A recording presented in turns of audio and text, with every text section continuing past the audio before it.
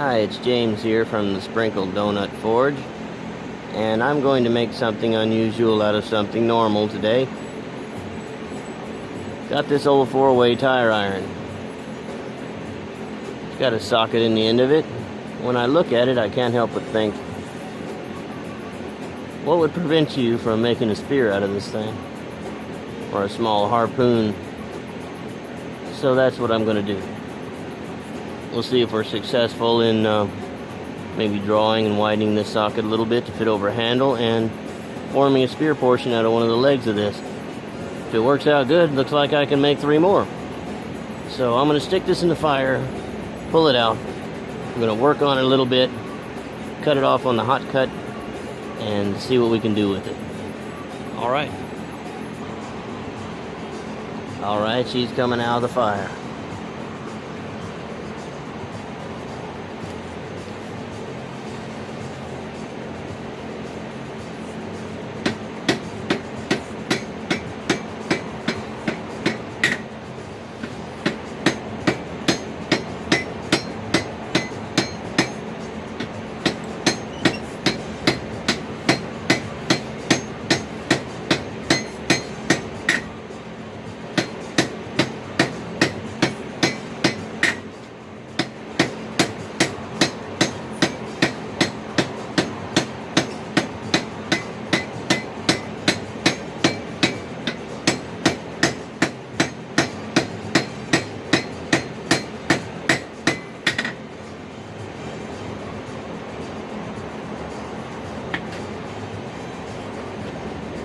Getting around.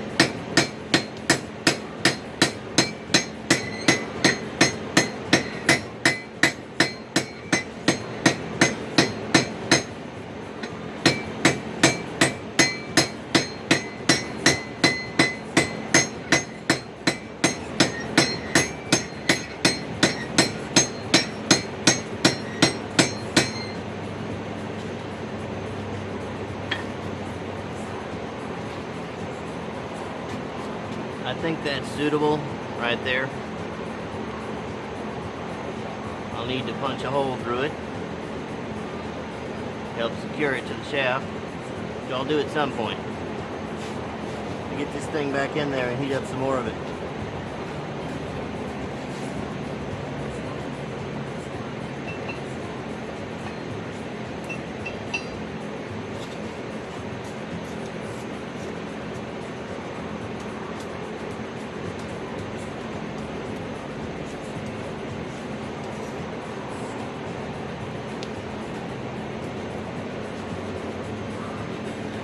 I'm going to reconfigure some bricks a little bit where I can focus the heat where I want it, and I'll pause this and get back to it when it's ready to come out.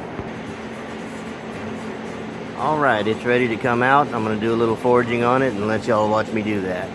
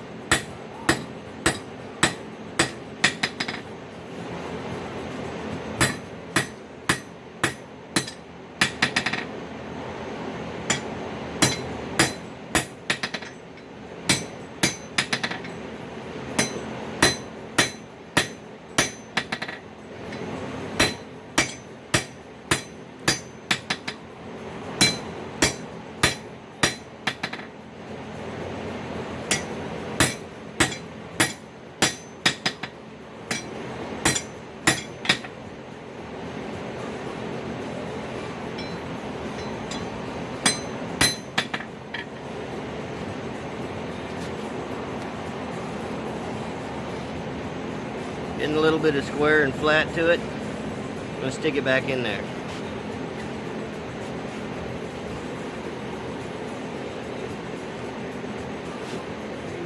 Cool the handle first.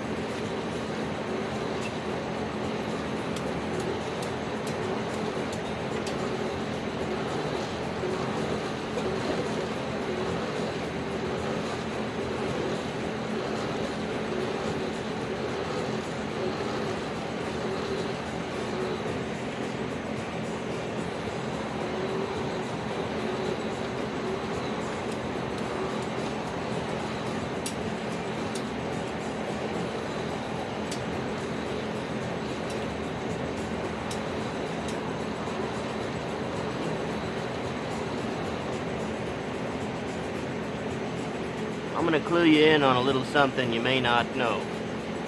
I'm wearing leather gloves. You can hang on to decently hot stuff for a short period of time with leather gloves.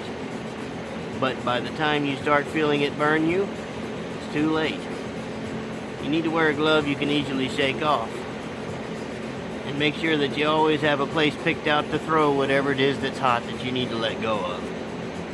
Plan for the worst. My suggestion is don't use leather gloves, use some other type of glove, something made for hot work that's not going to give you bad burns on your skin when it's too late.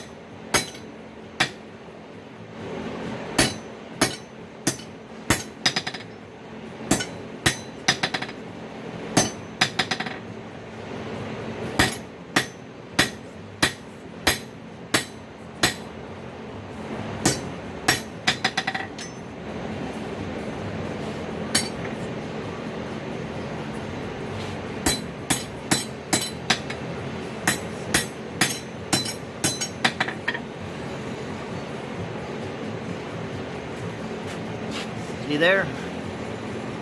It's getting colder on me. I don't want to work in a black heat, so I'm going to put it back in there and pause the video while I give it a good soak. Alright.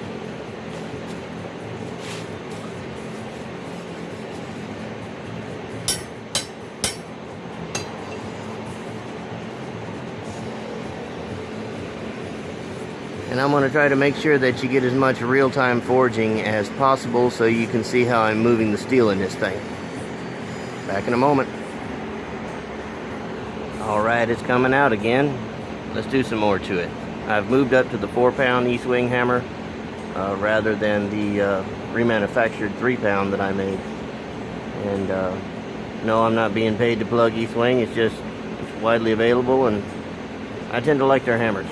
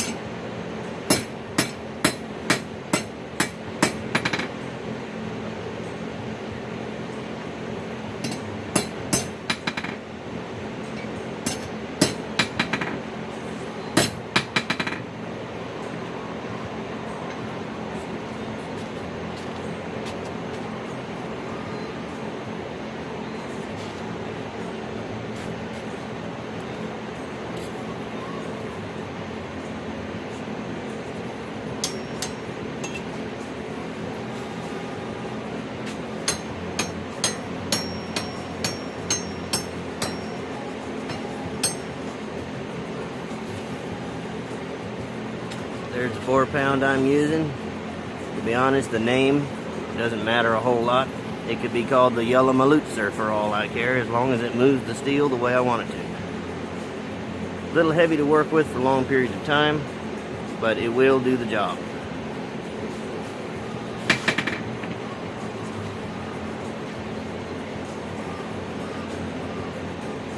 My next step will be to cut off that leg and start working it into a point and drawing it out and flaring it the way I want to. And I'll let you see that. But there's no need for you to wait for it to heat up, so I'll see you in a minute. Let's get with cutting this thing.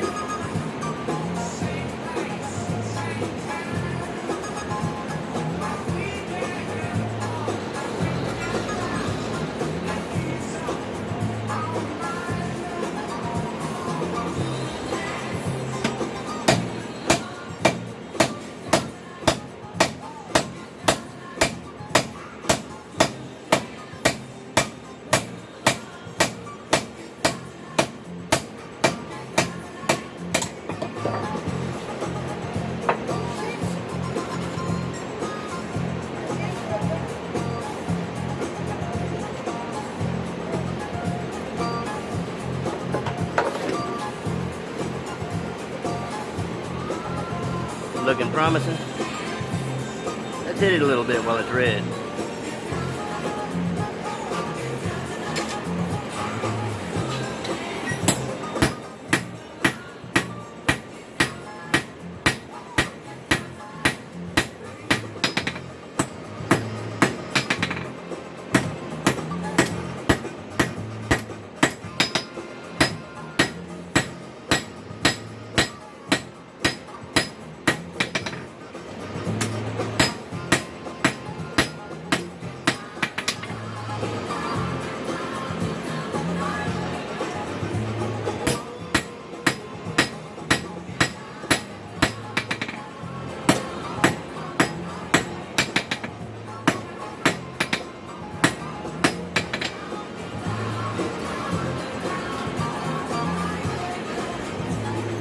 Well, it looks like it might do the job after all. Let me heat it up some more.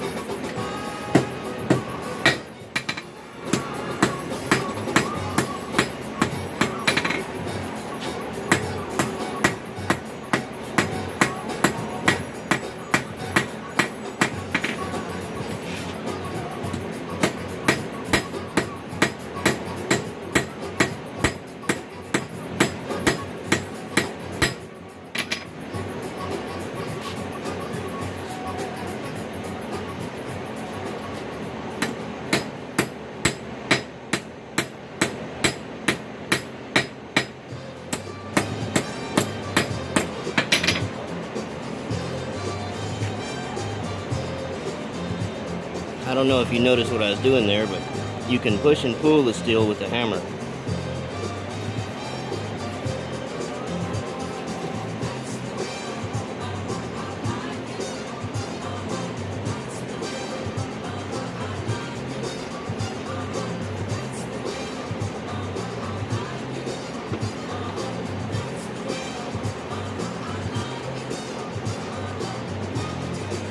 You can see the Hot Cut Hardy makes a pretty neat cut.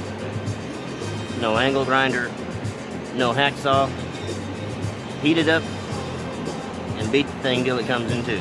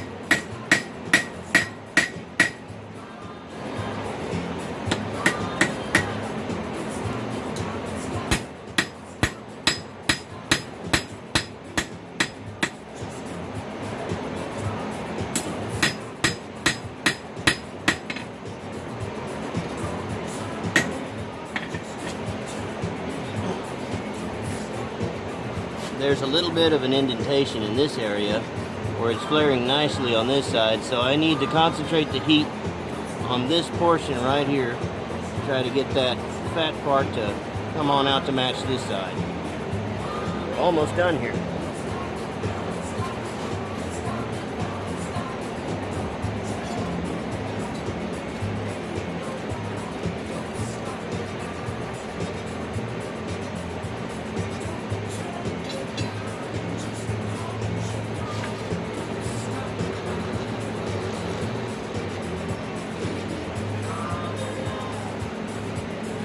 Gonna take a brief pause here, and when I'm ready to hammer on this thing, I'll pick right back up where we left off. Alright, making progress. Fixing to pull it out of there, hammer on it. We've about got our shape finished. Don't want too extreme a point on this thing. And then I'll be punching the hole.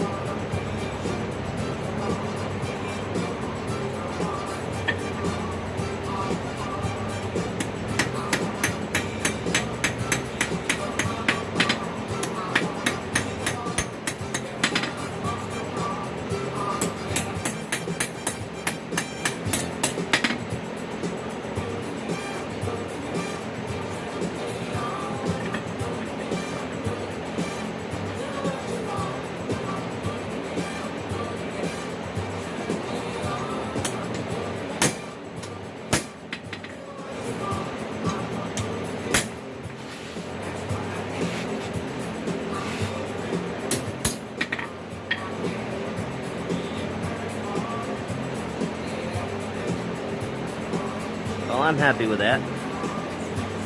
So I just need to punch a hole in here to help hold this thing onto the shaft that's going to be mounted on it.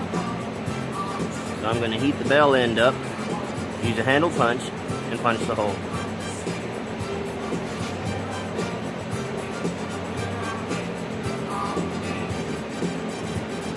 I think we're getting there. It's fairly straight. Looks like something medieval. It'll look great on a stick. Alright, back in a minute. Alright, I'm about to attempt to punch the hole, and I'm going to show you my very barbaric method of using 3 tools with 2 hands. I'm using a 1-inch copper pipe cap to cap the end of my tongs and act as a tong ring to help keep tension on them while I press them over the horn. You'll see what I'm doing. I'll let it explain itself.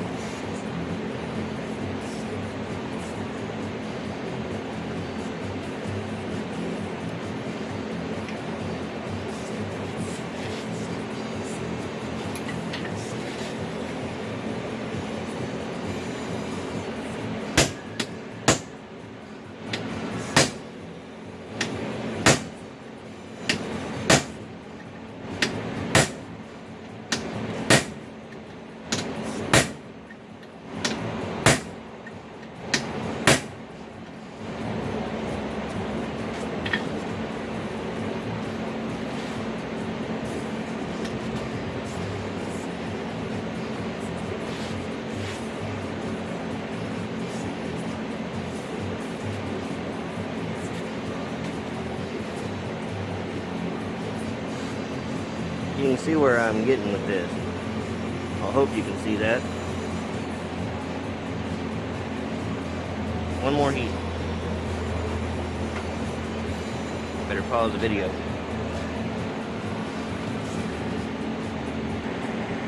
Alright, it's now or never. Let's do this thing.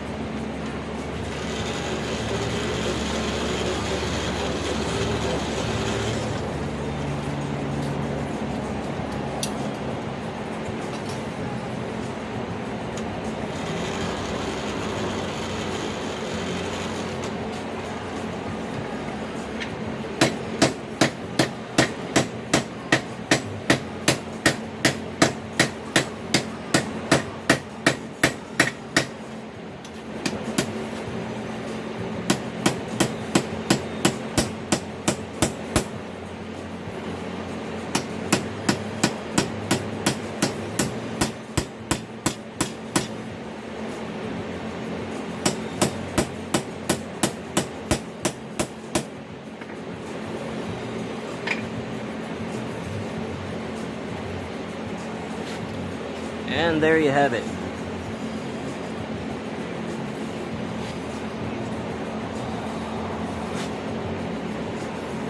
Time to get this thing on the belt sander, clean it up a little bit. Neatly managed to punch the hole. I had to resort to making it a little out of round, but that can be corrected. Well, I hope you gleaned something from this, and I'll be sure to post the cleaning and hafting and heat treating of this thing in another video. Thanks for watching. Till next time, bye.